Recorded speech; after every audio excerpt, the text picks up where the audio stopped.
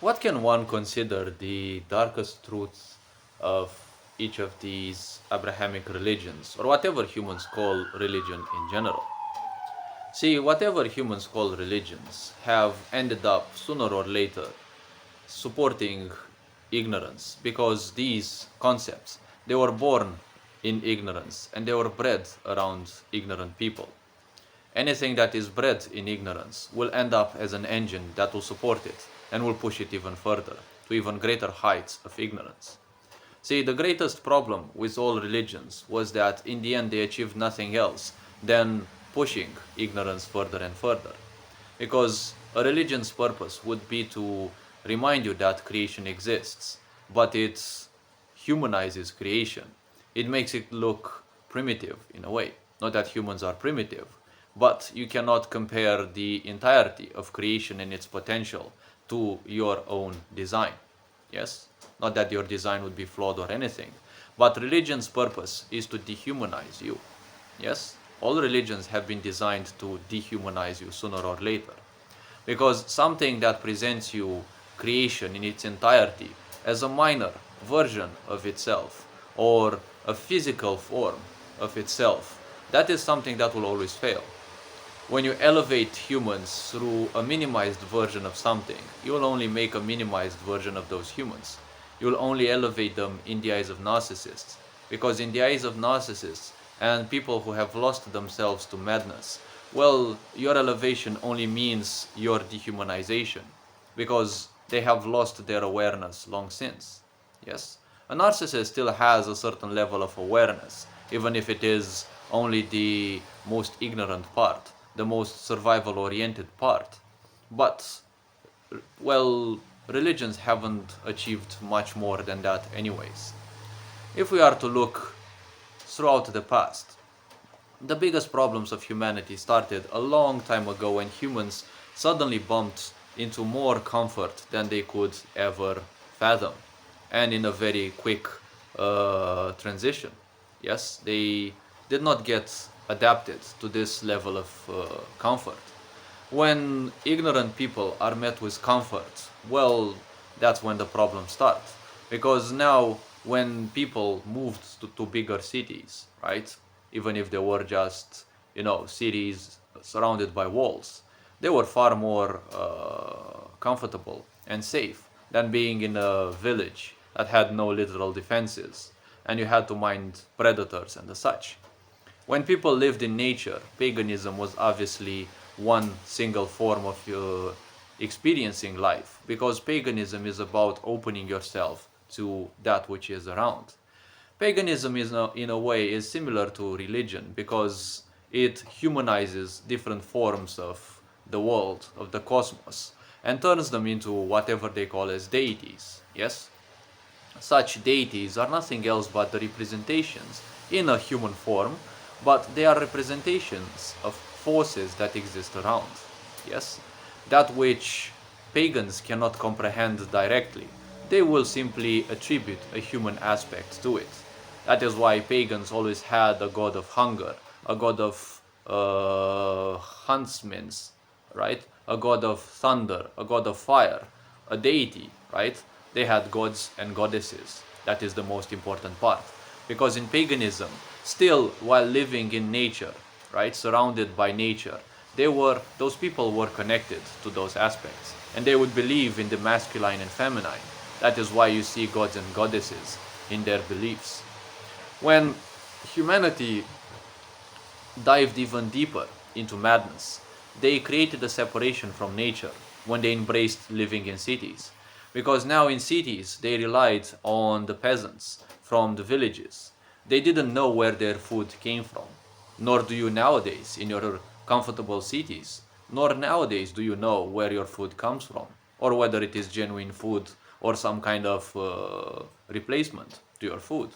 You no longer have any connection to nature. Pagans would walk even barefoot because it would connect them to nature. Why so? Because most of the centers in your body have a certain representative on the soles of your feet. When you walk barefoot on irregular ground, you kind of do some kind of reflexotherapy, right? you simply massage your feet against the soil. And that is why those people would live how much they would live. And that is why they didn't have too many illnesses. When you ended up in cities, you felt ashamed of your natural side. You felt um, interested in perverting yourself from your natural side. That's why you created more and more complex shoes, right? To hide yourself from the ground. Because moving into cities is the same transition as with dehumanizing yourself. Yes? Those people in the cities, they were just compulsions. They were just people who still lived in the world of nature, right? Surrounded by natural predators. And they are still fully into survival. They moved into cities, but they were not ready for that level because they moved into cities, but they still had the mindset of people living in nature, constantly surrounded by predators. This perverted itself later on because those people who ended up in so much comfort, they felt unready. When you feel unprepared for something, what's the first sensation you have? You feel unworthy of that thing, right? So when you feel unworthy of that comfort, everyone is replaced with the predators that naturally existed in the world. So trust in the other people suddenly started to vanish because everyone was now a potential enemy. This is what happens when you advance to a level that you're not ready. You will feel unworthy. When you feel unworthy, all your suffering starts because suddenly you feel unworthy of other people's attention. Social level is under danger, right? Your societal survival is in danger. So what do people do? They dehumanize. They remove their emotions. They cancel their emotions because they are pain and they are not ready to face that much pain and they want to survive without pain, right? What's the first thing as medical protocol that medics do when it comes to saving a patient, right? Remove the pain. That is the first protocol. Well, also setting their body in such a way that they don't feel pain or, that they don't endanger the body, but removing the pain is the most important thing. Similarly, your survival functions the same. As times passed, the feminine, right, mostly represented by women, forgot, right, how to be feminine. Women gave up their grace. They were no longer elevators in a pagan society. They were now simple followers of their own brains, of their own survival. Now they had so much time, so nothing to do. When they got infected by this idea that they're not worthy of anyone else's attention, what does the feminine do? It amplifies that which it learns. And women being more represented by the feminine than men, they became birth mothers of the greater misery, right? Each generation of women gave birth to weaker and weaker men and weaker women who are only more and more drenched into their own impulses, into their own survival of the physical body, and especially at a societal level. The societal level was the only level of survival that they were highly interested in.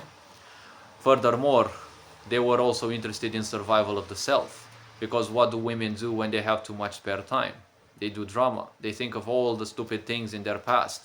They think of everything about that. They constantly amplify it. They create even more lies, more deceit in their mind. And their only purpose is to control. Yes. When people have a feeling that they can't control life, not that you will ever control it, but when your awareness drops below a certain point of dehumanization, then control is your only obsession because you obsess with the survival of yourself. When you dehumanize yourself enough, yourself is the only thing that matters because yourself, what you call that, is nothing else but all the opinions and thoughts, emotions that you brought into your mind from others and that others also taught you through school, through bad parenting, through events that happened to you and you misinterpreted them, right?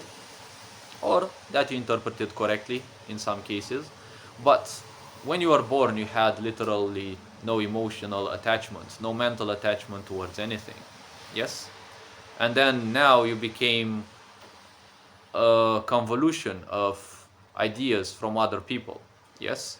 So now, with all these points said, people simply lived in this idea that they are not worthy of anything. Their whole life became a misery. When the Abrahamic religions came towards them, what happened of them? They only became nothing else but a greater engine of misery. This engine of misery had one simple purpose: to continue that dehumanization. Naturally, when humans start dehumanizing, the masculine will keep further, will keep going on, even if it will withdraw only in its tribalism. Yes? And in its tribalism, it's more or less all about control. Yes? The feminine is all about controlling emotions, controlling other people, and inviting them into their own misery, into the misery of the woman, and teaching them that life cannot be otherwise than that. The masculine is about imposing everything on the others. And when the Abrahamic religions came in, they were imposed upon the masses. They were not given for free, because everyone knew that those people, everyone around them, are dehumanized. They don't have any awareness. A lack of awareness means you cannot embrace anything from the outside. So if some people become so dehumanized that they identify themselves only with whatever they identify themselves with, right? AKA their ego, or whatever you may call it. Some people dehumanize themselves that much that they don't even have societal survival anymore. Remember that survival is of three levels. It is survival of the physical body, which always should be the most important. Survival of a societal level, which should be, well, a second most important. And survival of the self, which should be the least important. When humans dehumanize themselves, this becomes reversed. Survival of the self becomes the most important, and humans only identify themselves with their thoughts.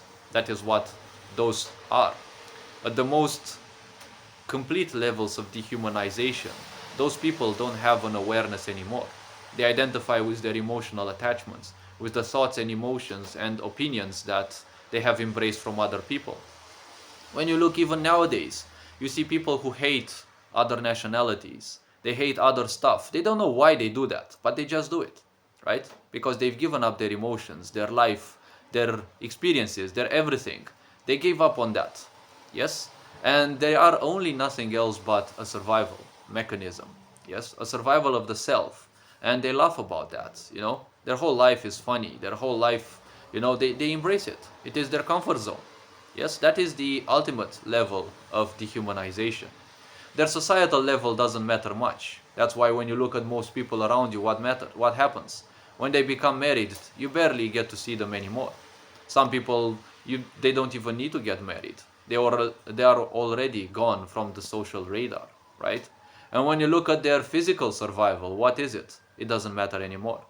Because in the pain of becoming identified with your own thoughts, your survival of the physical body matters not.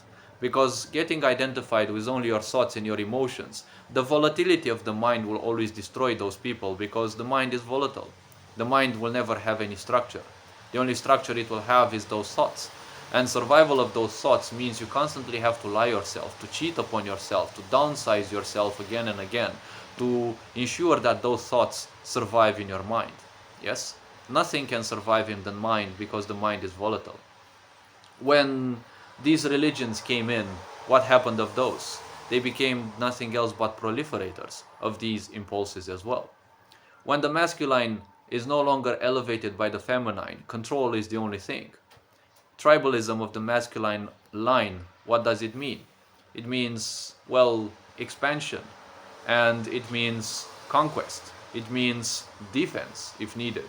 It means a certain level of diplomacy, and it means, well, taking any resources, constant expansion. When you can no longer expand, you build a wall, right? Because walls mean protection. And that's how society developed, right? Cities were built with walls around because they always expected someone else to come and attack them. Yes? So far, so good, one may say. When you look at the masculine side of this society, it has done a perfect job. It has created empires, it has led to its downfalls, it has created whatever the masculine can do. Yes? It has done whatever it knows to do. Conquest, building, destruction, and well, the cycle begins. Right? And in such a society, slavery obviously is a point. In a society of feminine control, obviously slavery also exists, but in a more perverted nature. So don't see the masculine and feminine as being that completely different one from the other, right? But men in society have done the work the way they could know the best, right? They fought wars, they designed, they built, they destroyed. This is the masculine. What did the feminine do? Nothing, right? Constantly wasted its time in their own homes, giving birth to children just so that they teach them all the misfortunes that they, the women, have had in their life. This is the unfortunate history of most of humanity, right? When you look at most societies, after a certain amount of years have passed and the pain of the masculine became unbearable, because the masculine cannot live much without the feminine's elevation, just like the feminine cannot live much without the masculine's elevation as well, the masculine's protection as well. Well, masculine ended up going a bit haywire, and that is why so many empires were born. Because when the feminine exists no more, or exists in so little, it starts creating pains, because women were not capable of anything else than doing pains. Because feminines, or well, the woman, only is an amplifier of everything that she was taught. And when they ended up teaching themselves that life is nothing else but emotional pain and that they must numb it down, they had to teach everyone else, including their husbands and their children, to numb everything down, to run from their emotions, to live life like an amoeba, right? Seek comfort and just waste your life doing nothing else but that. That is why most people nowadays, when you look at them, what are they? The same thing that happened for thousands of years, right? The lack of elevation from the feminine and the lack of masculine representatives. Yes, there are no leaders nowadays. There are just fools in leaders' positions. Yes, there are mice that pretend to be lions. There are fools that pretend to be leaders. Yes, they don't even pretend to be leaders. They are nothing else but bosses. They are nothing else but echoes of societies of slavery. Because when the feminine goes missing, well, the masculine is left with nothing else but its tribalism, and it means nothing else but slavery and conquest. When you look at all the sides of the world, what do you see? Empires, right? Empires rose and empires fell, right? Every part of the world, when you look at it, that's what it happened, right? Religions were simply, they came in and, well, they kind of got exploited by these levels of dehumanization. Because the purpose of the masculine is to defend the feminine. But with the lack of the feminine, well, it only became control. When you look at societies, women were no longer allowed to do anything out of control. Initially, women were not allowed in places of men because men knew that women can be easily promiscuous and they can end up in places where they can cause more harm to society than to themselves. Because a woman is always an amplifier of what she was taught. And with most women being miserable, obviously you don't want a miserable woman to reach positions of control, positions of power, because she will make use of all her beauty, or whatever others might call beauty, and all her misery to simply impose that upon others and make your society crumble much faster than men will ever do it, right? Women were also intended to be protected by the masculine, because in a world of masculine, everything is brutal and straightforward. Women live life as if they can live an infinite amount of years, and it's all about, emotions and, some play here and there, and trying to be childish and try to invent also many bitch heels which are irrelevant in the masculine world. Because in the masculine world, if you want to do something, you have to negotiate. Negotiate means transparency, because you put something on the table, the other side puts something on the table, and you technically create a bartering, right? A trade. Each side gives something, but you always must know what that side has to offer, right? Because you must know what the other side has to offer. It all bases itself on trust. The feminine does not base itself on trust, because all it does is, womanly stuff. Bitch shields, all sorts of protections. It never presents you something straightforward, right? You have to become a priest, you have to become an occultist, you have to become a psychologist, a psychotherapist, a psychiatrist. to try to find that out, right? Because women love this fetish of theirs. Their greatest fetish is that of meeting a person who lives the same illusion as them, that they are immortal, and that they will spend their whole time, their whole life trying to figure out what that woman is, what she is like, right? Because one of women's greatest fetishes is to be simply disarmed, or to simply be undressed of all their illusions. Yes, it is one of their greatest desires. That is why they will always have an interest in men who can easily read beyond all their misery, beyond all their impulses, beyond all their madness, beyond all their pissing their eyes, and all their emotional stuff, right? They all fantasize about someone who can see that. That is something of the feminine, because even men, when they suffer from this situation, because in this society, when all men ended up in this masculine control related society, the biggest problem of men was that they ended up as toys of their own madness, because suddenly they realized that they were working in a society that didn't give them any passion, they didn't give them any sense of life, they didn't give them any reward, right? Because the masculine will always do 90% of the work of society, so that the feminine can live comfortably and can have, her part as well. Because in order for the feminine to elevate, well, you need a certain stability in society, yes?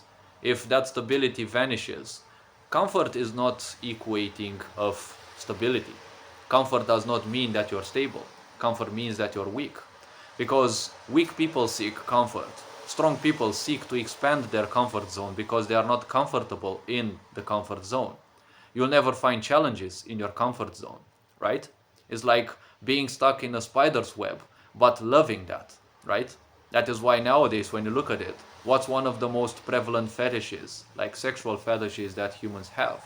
That of bondage, right? Handcuffs or restraints. Why? Because it is their comfort zone at a subconscious level, right?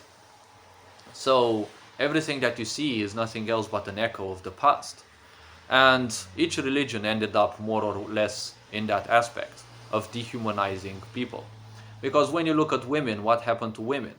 Well, in Christianity, they were not allowed anything. They were not allowed in churches, more or less. But you still had nuns. You still had women that would pray, right? They were not allowed in higher places in the church. But there were obviously a lot of nuns. There were obviously a lot of women who were allowed to pray, who were allowed in certain parts of the church.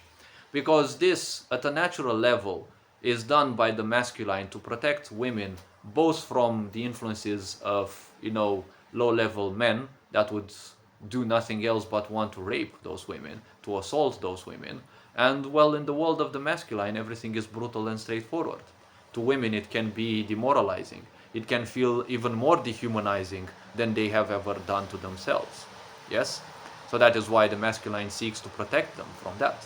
And you also seek to protect weak women, the promiscuous ones, from becoming even more promiscuous. Yes? Society has done that from a certain natural standpoint. But when humans started dehumanizing themselves more, women were less and less viewed as women, as humans, actually. You can see that most prominently in the society of Islam. Because Islam, when you look at it as a religion, well, it has kind of some of the problems that Christianity also has. Because when humans dehumanize themselves, they make everything about themselves look as if it is nothing else but a miserable thing, right? What do you see in Christianity, Islam, and everything? Everything about you is bad. It is evil. It is something, right? And only that invented God of our figments of the mind is your only way out. Yes? That is the only way out. Because in the end, everything about your mind is bad because, well, there is no stability in there. You want stability because you are a dehumanized human and you want comfort. But you will never find comfort in the mind, because in the mind there is no such thing as structure. Yes? So you end up in this loophole that everything about you is bad because you're no longer feeling the guidance of your emotions. You're just abandoned. You're in the epitome of abandonment. So everything about you is bad because the only thing that you can feel is bad, right? You can no longer feel emotions, so obviously you feel dead. You can no longer feel structure because you're only a slave of your mind. Yes, so obviously everything is bad. So obviously everything is bad. So in the Abrahamic religions, the only thing that was good was that figment of the mind called God. Yes, but God is nothing else but the representative of dehumanizing creation, right? Because creation is a mega algorithm that keeps going on and on. It doesn't matter to it how much you suffer, how you view it, what names you give it, and anything like that. Your whole body is nothing else but a representative at a much smaller scale of the whole cosmos. If you look at the physical body from a certain perspective, it has billions upon billions of cells, just like a galaxy has billions upon billions of stars. When you look at the physical body from a certain standpoint, you don't see just cells, you see just a little luminescence. Yes, just like you see stars in a galaxy. You see electric impulses going throughout the body, just like matter travels through the cosmos, yes, through the corridors of dark matter, and, well, what humans may also call wormholes. Your physical body is nothing else but a small scale representation of the cosmos, yes. When you go to the north, yes, or, well, the northernmost places of the planet. Yes, I usually, well, speak about the north instead of the north. And when you see frozen lakes, what do you see? You see frozen lakes with lines within those. Those are just representatives of the cosmos. Those lines are the representatives of dark matter corridors, or, well, wormholes, as you may call them. Yes, they are just representatives of the cosmos at such a small scale. Your physical body is no difference from that. You have the golden value within your physical body. Yes, 70% of a cell is water. 70% of your organs is usually water. 70% of your physical body is water. 70% of this, what you call planet, is water. Yes, you go below that, you start descending towards certain levels of madness, of lack, and of disease. Yes, 70% of this cosmos is a certain thing. Yes, you call it dark matter, you call it whatever. Dark matter is way more than just 70%, but there are certain percentages each and everywhere that are preserved, because there's golden ratios in everything. You go above or below those, you start diving into the realms of madness and disease. When we look at religions, what did they do? They conducted even more dehumanization. When you looked at the leaders of many Christian worlds, what did they do? They looked at their own people as nothing else but, well, numbers. And when you look at Catholicism was infiltrated by Zionism. And what did Zionism do? It continued its own dehumanization. Because in Zionism, everyone is nothing else but a resource to be made use of. Why were there only black plagues in Europe? Right?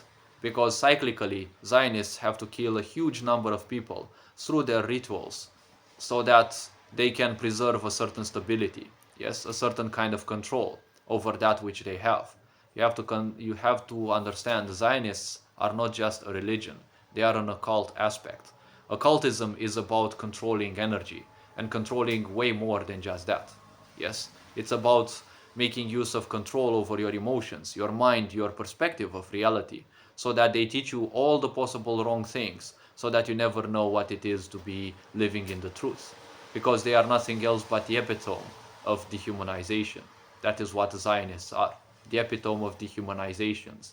They don't have anything, they don't have emotions, they are not compatible with their emotions, they don't have an awareness. Yes, they have dehumanized themselves so much that they are only their mind, the figments that go through their mind, the impulses that go through their mind, to just maim, kill, destroy, because they are in that epitome pain that I presented you before.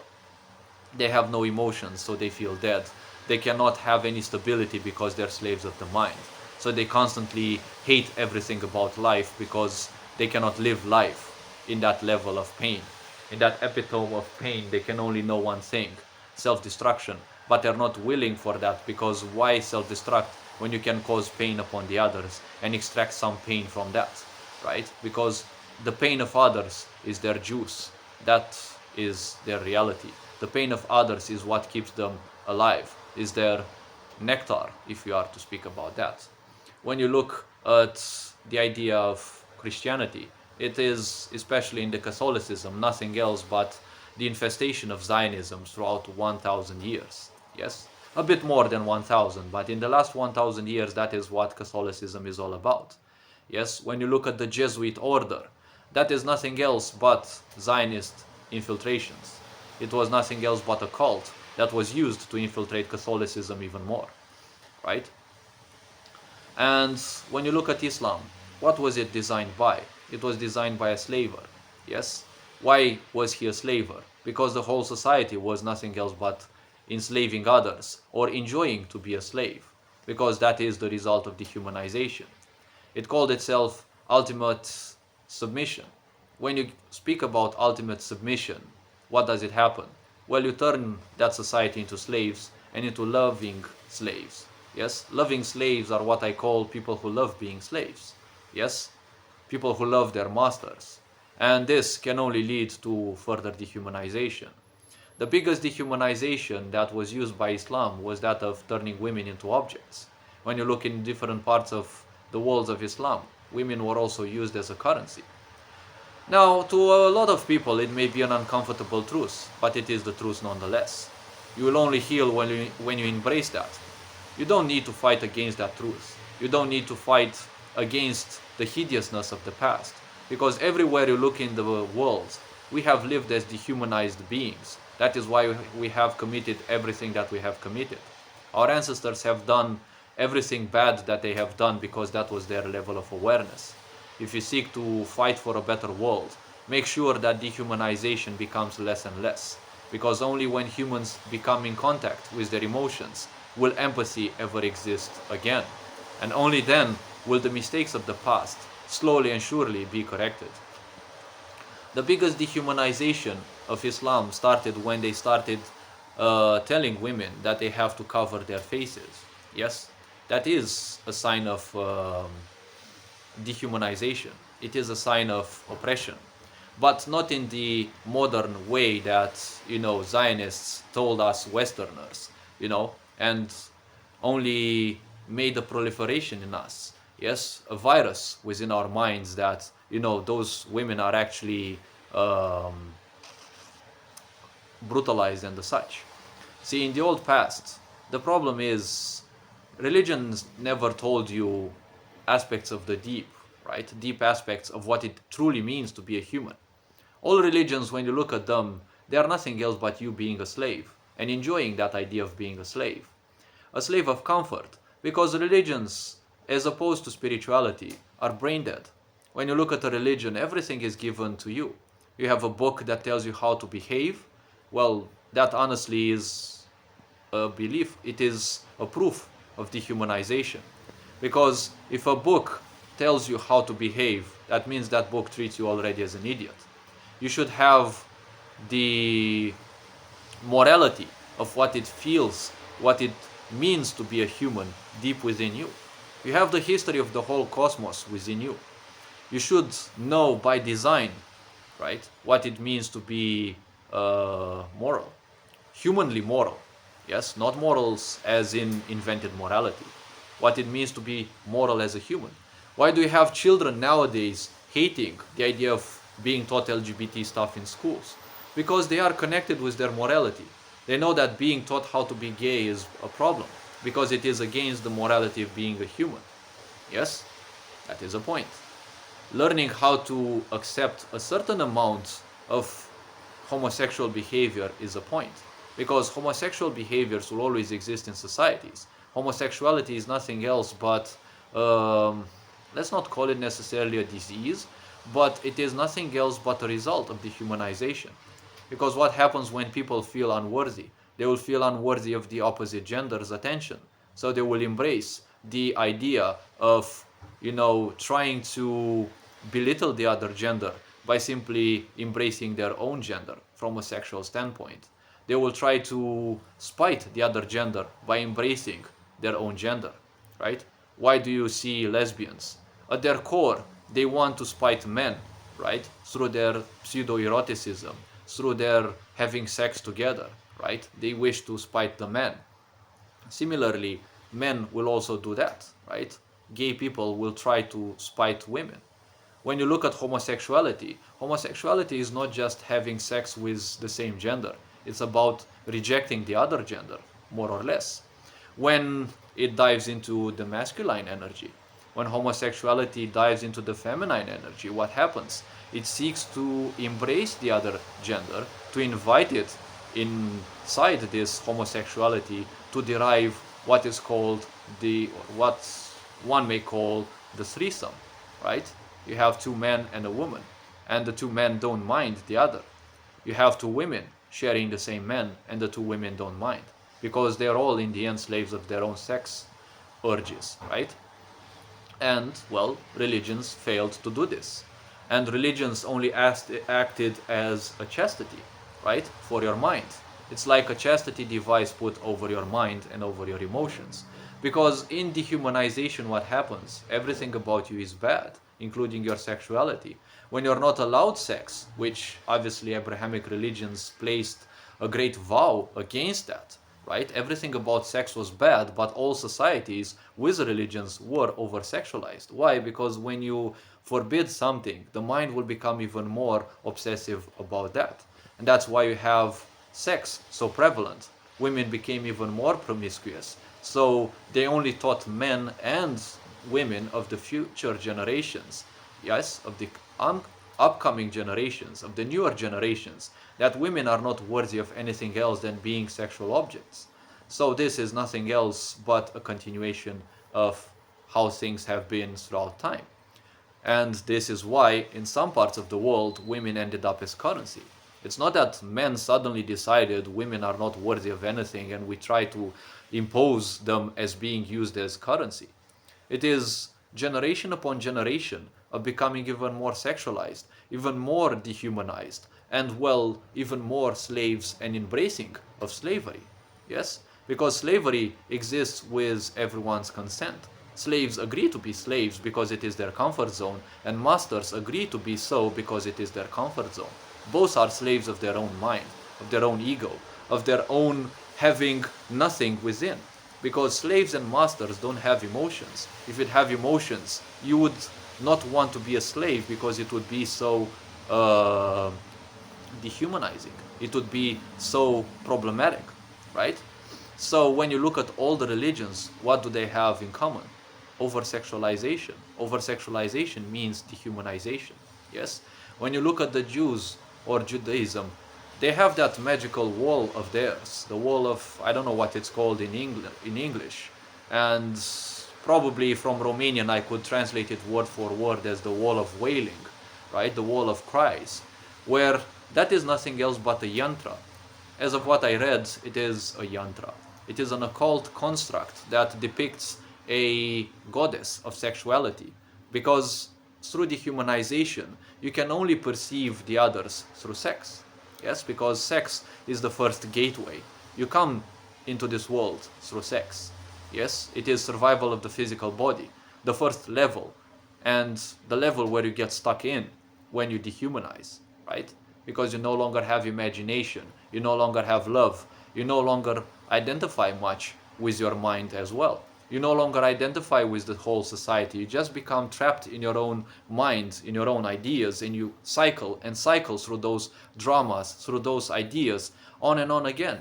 That is why thousands of years later, when you look nowadays, what do people do mostly? They just cycle through their misery again and again and again. Yes? So when you look at this, religions were only like small stones trying to be physical, trying to teach some structure into the world. But ignorance is like a flow of water. It simply trains everything that it finds in its ways. It simply takes with it in its flow. Religions were also taken just like stones are taken by a big flow of water. And they became part of this ignorance. And what does ignorance do? It perpetrates itself. Because ignorance becomes that which ignorant people identify with. The people who live in the utmost of dehumanization, they become identified with their ignorance. Their ignorance is their shield. Their ignorance is everything they have. What do you think the Zionists told you? That you will have nothing and you will be happy. Because Zionists find happiness in this utmost level of pain. What do they want from you? To be living in their same level of existence. Yes? What they have been doing for thousands of years is to dehumanize everyone they met with. They are just like black holes, but not in the pure term of a black hole, right? Because they impose the idea of stripping everything of you, right? Keeping you in a certain level of slavery. A black hole strips you of everything that is physical and makes you become one with creation. Because once everything physical, everything karmic is destroyed from you, well, you have nothing else but becoming one with creation. Yes? You can call black holes as a gateway towards creation, but, well, let's not dive into that because, well, things go a bit more complex than just that. So, when you look at Islam, their biggest problem was that of forcing women to wear certain robes that completely cover their face. When you cover someone's face, you dehumanize them because your mirror neurons no longer identify the eyes, no longer identify the nose, the facial structures. Because to the mirror neurons, the facial structure of a human being is what you identify with and what you make use of in order to relate to them. When this is no longer available, that being is only seen as an object. Yes? So that is how you simply dehumanize the woman even more. You turn them into a currency. You turn them into a sex object. And you have little to no remorse when you use them that way, right? And as I said, when humans embrace the idea of volatility, what does it happen? They simply cannot live because humanity is all based on structure. You cannot live outside of that structure. Yes? So those people become slaves of their ego. That is why they're always so lacking in communion, right? They have only a little dark communion where you see liars will always jump in another liar's saving, right? They will always try to save one another because that is the most that they can think when it comes to societal survival. Yes? They just stick together, but they're never together. Yes? They are all slaves of their own mind, they're all delulu in their own mental world. But they stick together because they're weak and they know they cannot survive otherwise, right? So when you look, for example, of Judaism and their goddess of sex, why does it exist? It is nothing else as yet another proof of dehumanization. When you see them thrusting through the air, they embrace that corrupted sexuality of that goddess, right? That is a certain rite of passage through madness. But obviously, when you speak about those humans will become angry because whether they're Muslims, Christians, or Judaic, those are aspects of the past. That past belonging to our ancestors who committed to the highest levels of dehumanization. Because there needed to be this sacrifice. Without this sacrifice, we nowadays wouldn't be able to wake up. You cannot beat ignorance unless you know each and every nook and cranny of it. Yes? You cannot beat the occult unless you know each and every nook and cranny of it. You cannot understand something unless you know each and every nook and cranny of it. Yes? Those people, our forefathers, have done everything possible through madness. They have experienced all aspects of madness. It is high time we simply start humanizing ourselves because we have all the lessons of their past within us. We only need to look within to see the entirety of the human madness. We actually only need to look a bit around us and we see all the proof of human madness around. What humans need to do is to dive within, because your saving will not come from an invented God which is out there somewhere. Your God is inside of you, because you are the cosmos at a much smaller scale. Yes, everything in the cosmos functions in the same way that everything in our physical body functions. Because when you look at galaxies, when you look at the solar system, you have a micro solar system in each and every atom and molecule within your physical body. Yes? And those molecules, those solar systems, what do they create? They are parts of galaxies, just like those atoms are parts of your cells. And those cells are just like sparky little solar systems inside a galaxy. Each cell of yours is nothing else as a microgalaxy, right, on its own, with its solar systems, which are the atoms. Each and every organ is nothing else but a galaxy of the cells within. Your physical body is nothing else but a galaxy of all the cells within you. You have the whole cosmos within you. Humanity will realize sooner or later that religions have been only a stepping stone towards entrenching yourself in the utmost levels of ignorance, and then the staircase out of that ignorance. That is why religions will always exist in certain layers of awareness of any race in this cosmos. Yes, you need to constantly believe in an outside source, because when you lose yourself inside of you, inside of the lack of stability of the mind, that source out there is the only thing that will guide you, yes, outside of your madness. That is the only necessity for that God that we humans have created. Once you leave that level of awareness of needing religion and an outside source to save you, you will realize the futility of religion. You will realize you are the only savior you are waiting for. You are not waiting for a Jesus or a Muhammad or whatever other being to save you. You are the only one who can save you. Yes? Because even if an invasion or a war comes in, whether you choose to fight that war, whether you choose to do it out of morality, out of honor, or you choose to flee, that is only your power to decide. Yes? For the most time, humanity has lived in the slavery of the mind, embracing the idea of being either the slave or the master, but still they were slaves of the mind. Now humans have to wake up. They are waking up. Whoever cannot, well, they will simply go even crazier, and if you go that path, suicide, unfortunately, is the only way. When you know the complexity of awareness from the lowest levels of misery and ignorance to the highest potentials, then you can say that you are walking with the truth. When you can speak about all of these unhinged, and you speak out of these without having read any book, just like I am, you know that you have studied the whole levels, all the levels of misery from the lowest to the highest. These people usually go through the most miserable lifetimes that they can have, with abusive families and this and that, because that is something that they have karmically chosen in previous lifetimes, so that they go in one single lifetime, they go through a reminder of the whole history of humanity, because that is going to be their spring. A toxic family will push them to the highest levels of dehumanization of the self, so that acts as a spring, because it will act just like a pistol, and they will be the bullet, which will be pushed suddenly out of their ignorance to their levels of awareness, when they will suddenly start realizing that they are so much more than their ignorance. These people, these special people, will live life, the whole history of humanity, as they were initially, a pure child, right?